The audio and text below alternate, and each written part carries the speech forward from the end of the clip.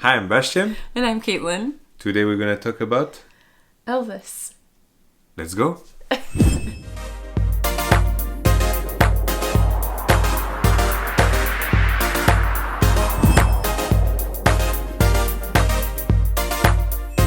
So, talking about Elvis, this movie has been made by...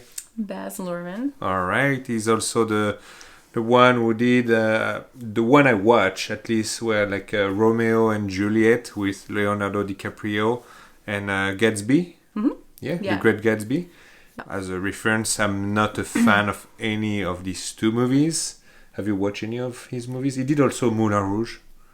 I actually really like Romeo and Juliet. I love that style. I think the way it was filmed was super cool. And it kind of like modernized that old classic tale. The Great Gatsby was okay. I don't know. I really liked it, but it wasn't my favorite. It was enjoyable to watch for the first time.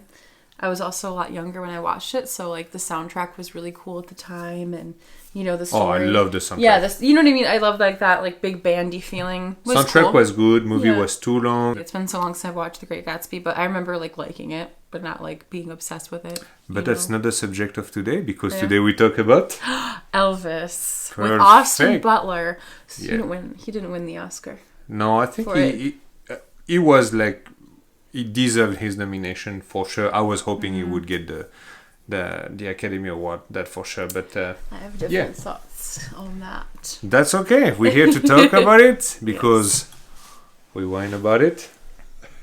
Exactly.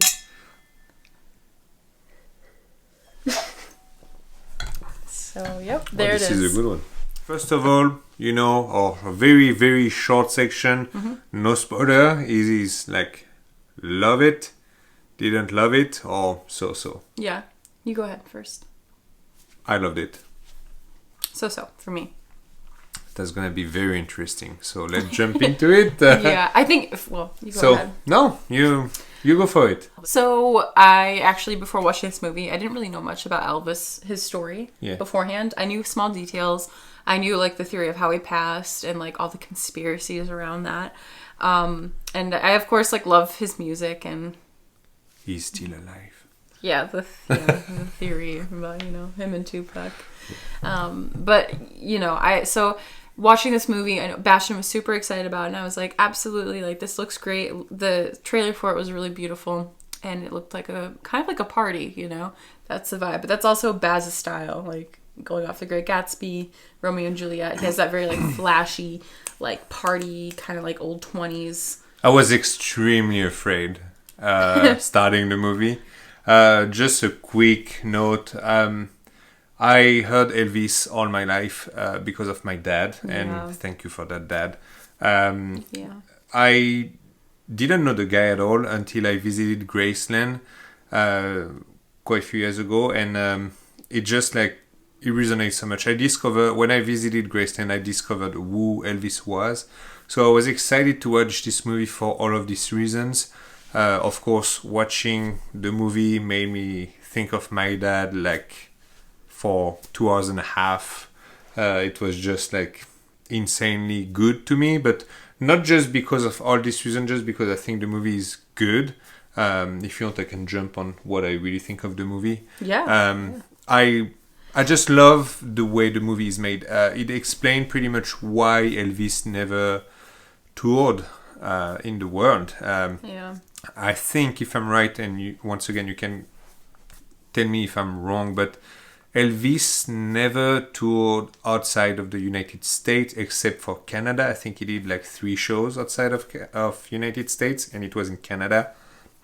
He's been to Hawaii like many times, but he was stuck in the US. He visited Paris when he was in the army in Germany. He went to Paris 3 times, but he never did any concert or any show of any sort. So the movie really focused on this part, that why he never really toured. It's really focusing on the Vegas part, which I will say is my downside of the movie. Because if you know Elvis' career, his first, I would say, like decade, like his first period when he was young, a newcomer, no one knew what he was. It was like completely insane to have like such a boy moving his like hips like that was kind of like crazy back then. Really controversial. Extremely controversial. He was like for many people, he was seen as like Satan. Like he was like bringing emotion into girls like that. Were back then extremely controversial. Like he was controversial, and I think that's what made him who he is still as of today. He was something never seen before, and I really love this first era, musically talking. That's my favorite time of Elvis, when he was like young and like dynamic. I'm not a fan of his second phase, because Elvis had like a phase of music, then he had a phase where he wanted to become a movie star, and he never really became a movie star. He did like only movies where they always wanted him to sing, and it was basically like just a bankable like movie, because Elvis was there and he was singing, so an album was released, and so he was sick of that, and so he came back into the music, and that's the main focus of this music. Is like when he came back, so he came back and he got stuck actually, in. It didn't really cover that he wanted to act. Yeah, it's like basically the. I didn't know. The movie lasts, I think, 2 hours and a half. Yeah, and it's a long movie. This first phase, this first decade of Elvis lasts basically 45 minutes. It's like the first 45 minutes of the movie. It's like Elvis rise, movie section, and then Las Vegas. And Las Vegas is basically the last hour and a half of the movie, which is very important in Elvis' life, because that's where all the frustration, all the addiction apparently started to very like impact his life. Yeah, I think that stuff is really that's the one thing I did.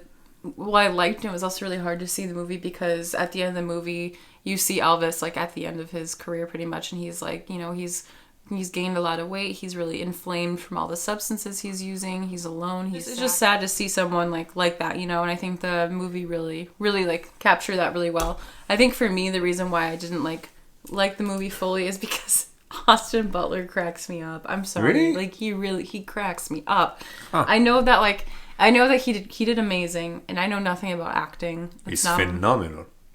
I know that, but Are you making fun personally of think that he I don't know, he just didn't do it for me, and I know that I know that that's borderline rude probably to say, but in my opinion, I just saw him on the screen and I kind of just remembered who he was naturally outside of the movie, and I'm just oh. That's very interesting, because and also I've watched a lot of interviews with him after he played Elvis. And he he kind of took on some of the characteristics from the character he played. I mean, he worked on the role for 2 years. I know so that. I guess you. I know, but there's a lot of actors who do that, and they don't do that. They don't take those qualities with them. And I just think that's a little pretentious to do almost, or kind of a little strange to do. And that definitely after seeing those interviews first, and then seeing the movie where he was in it as Elvis, I thought of that the whole movie, and I was just kind of I mean, which is interesting, because I completely disagree with Caitlin on this one. I know. Because for me, I totally forgot that it was not Elvis that I was looking at, but it was Austin Butler. So for the reference, he sing a lot in the movie, Austin Butler, but in the Vegas part, I did my research, they kind of sync his voice and Elvis' voice, and sometimes it's literally just Elvis. So maybe he kind of fooled me a little bit, but I completely forgot I wasn't looking at Elvis, and that's for me just the job is done. If you forget that it's Austin Butler and you see Elvis, then for me the job is done. And I'm sorry, I completely disagree here. I was seeing Elvis Presley. I wasn't seeing Austin Butler. That's fair. So for me, Austin Butler, 2 thumbs up. It's so hard, I think, to work on a character for so long. I know. Yeah. And you have to take classes. You have to watch the person, all the videotape that you can find about this person, the way he's talking, and but you know who I think about? I think about Joaquin Phoenix and Walk the Line. Yeah, which I always saw Joaquin that Phoenix. Movie, I never saw Joaquin Phoenix in that movie. I think he did a phenomenal job playing Johnny Cash, and I think like I saw that movie when I was extremely young though. I was literally, I don't even know if I was. But did you have any picture 12. of Johnny Cash? Because that's the point. I have a vivid picture of Johnny Cash. I love Johnny Cash, don't get me wrong, but Joaquin Phoenix doesn't look like Johnny Cash. I mean, Joaquin Phoenix is freaking handsome. I mean, him as Johnny Cash. Very attractive. Johnny Cash is Johnny Cash.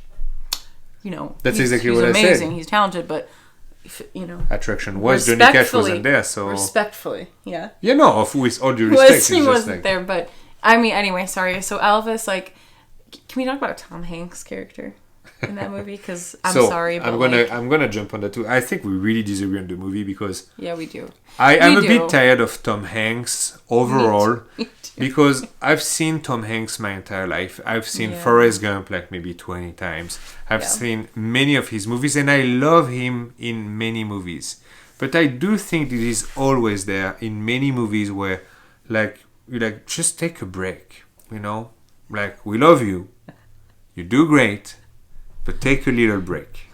And seeing him, and that's why I was so afraid to watch this movie, because I was like, holy God, like I'm gonna be so tired, so sick of watching Tom Hanks. I was. For me, it's funny because he's such an antagonist. He's so like, you kind of hate him at some point because he's like, he's enslaving Elvis Presley, and I didn't know the story of the manager of Elvis Presley. But he's narrating it too, which is so funny. So you're like getting the story from his perspective, but you still end up hating him because you're like, you're slimy. Like, I think he's great. I'm not gonna. I think he's amazing. That's why he's amazing in that movie, is because he's literally narrating it, but you still end up hating him because you're like, you're a slimy dude. Like, you totally trapped this guy, this poor, like, ambitious, passionate artist, you know, and you're like this fat, angry, like, deprived little gambling addict. Yeah, like, just. That's also something that I just am like, I kind of got frustrated about the movie, is because I feel like the movie left so many details of Elvis, like, of his life out.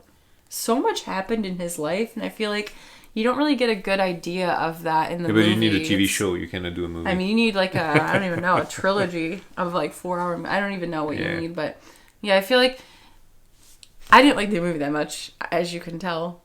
And I loved it. I think it was like, but once again, I have also the emotional part, so maybe my point of view is biased, but... You also saw Graceland. So you also, like, you've been introduced to Elvis much more intimately than I have. Like, I've been, like, the basic, like, knowledge of Elvis. Like, the basic normal songs I know, like, whatever. So and I mean, Elvis Elvis was kind of like this, like, I would say, like, like, he was from a very...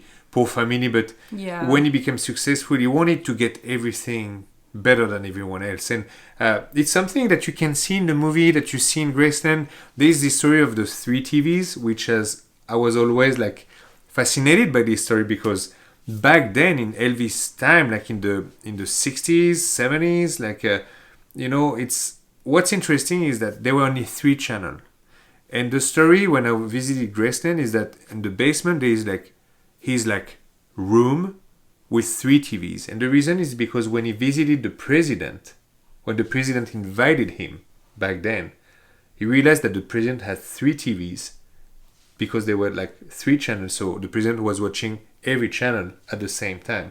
And so Elvis wanted that. And in the movie, when he's in Vegas, in his room, he has 3 TVs as well. And that's the type of detail that I like. When you know a character, when you know what was his kind of little things that he wanted in life, he wanted to be always above, like, you know, he had like this thing, he wanted to have like the better technology, the better show, so he had that. But at the same time, it was a golden cage, because he was stuck by his manager. He didn't know much the contracts. Sad. So he has been used, but at the same time, he had a great life. He had I do really believe, a wonderful wife that was really acceptant of his lifestyle. But at some point, too much medicine was too much for her, and so she left him. That's the way the movie depicted. And if I remember, Graceland, like, don't talk too much about this part, but I do believe this is true. And the movie is smart enough to not go into the death of Elvis, which is like... very controversial. So I really appreciated this movie. It's kind of a feel good movie. It's kind of a nostalgic movie, which is extremely funny because like Elvis is not even my parents' generation. I mean, that's what's crazy to me. Yeah, I know. That is crazy. It's like it just when you insane. think about how actually far back he went, like it is really interesting because you're thinking like 70s, like 60s even, but like no. Post World War II. Yeah. Like in the 50s, that's when he got revealed. Yeah, I know. And it's just like thinking about that, it's kind of crazy. But yeah, I think that's a good summary of our movie thoughts. I think that's good. Yeah, I mean, if you want to go deeper, yeah, you can. But yeah, I mean, I'm definitely, I'm not gonna lie, I'm gonna give my rating right away. Okay, for me, it's a 8.5. Okay. No question about it. I can watch this movie and feel good and happy. The music is amazing. I listened to the album like for a week. After that, like it's so eclectic. They brought like Summer new artists. Kisses. They need like a movie editing, like a music editing for the movie, which are like very great editings.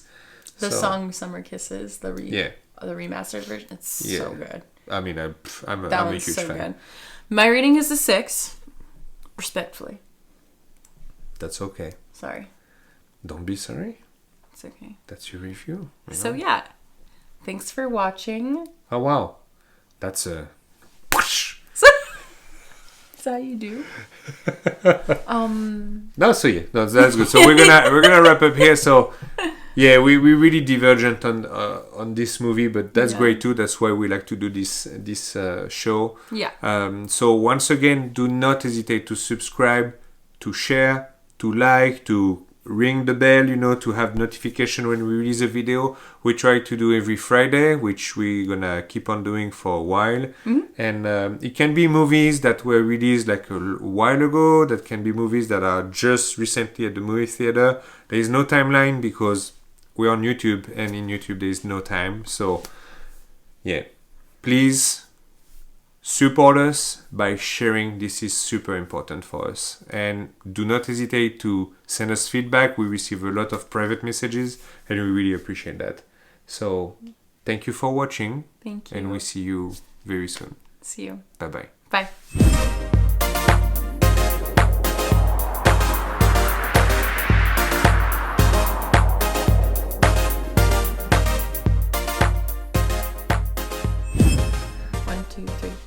Hi, I'm Bastian. And I'm Caitlin. All right. Oh. If I say all right all the time. All right. So, no, just like, look at me. We had some wine before. No, we had... I'm looking at the mic. We had some wine before. We had don't some know where we are anymore. And we watched a depressing documentary about people in Pakistan, so vibes are high. Having that like idea. Shit. All right. Take the baby fun. Let's go. Damn, I was on a roll. Okay. That was good stuff. So let's start. I forgot. Okay. So